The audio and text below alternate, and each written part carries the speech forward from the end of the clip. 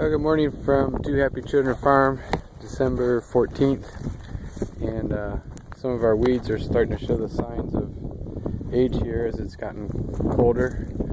Got some winter annuals going there. I'm just walking through my winter fields and show you guys what's still growing here. Here on the left is Brussels sprouts. We've got a really excellent stand here.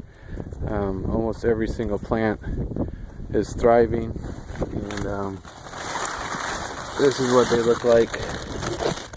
They're probably 3 or 4 weeks away from harvest. They're getting a good slowdown now as the weather cools. Up above there is our cauliflower and another field of artichokes. We work all year long here growing vegetables.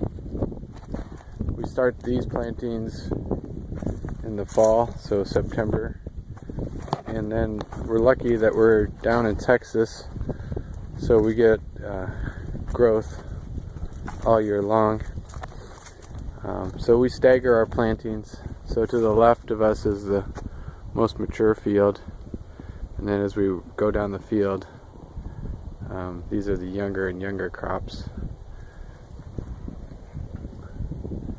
Over there we got more Brussels sprouts, cauliflower, broccoli, and that's what we do all winter long. We'll be harvesting. There'll be periods during the winter where it slows down, and we try to pre-plan for the weather and make sure we have a steady crop all winter. Doesn't always work out, but we're pretty lucky here because we're harvesting every week, and we can market then every week. Brussels sprouts we found have been one of the good crops that are very cold tolerant. They can probably take a 15-degree night, just depending. They'll probably hunker down and then start growing again a week or so after the cold event. Artichokes aren't quite as lucky. They'll probably survive 15 degrees, that's what we found, but they won't make a crop in the same time frame as we want them to. This field here is a March harvest if everything goes right, but if they get burned down by a freeze, they're gonna basically take 6 weeks after the freeze to produce fruit.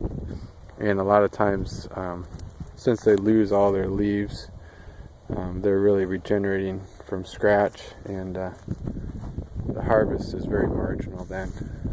You still get a harvest, but it's very small. In 2014, our worst to date, we had a freeze about every 2 weeks, and they were hard ones, and intermixed in there was a day that it was 15 degrees, so we basically lost every winter crop we planted. That was a struggle because you're not getting the income during the winter.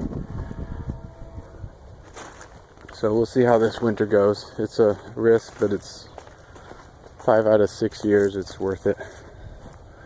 And again, here's my next field of Brussels sprouts. So we're preparing for some cold weather next week, and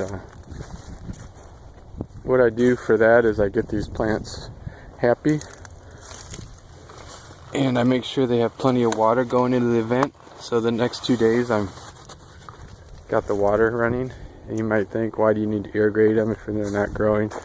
It just kind of seems to soften the blow of the cold events.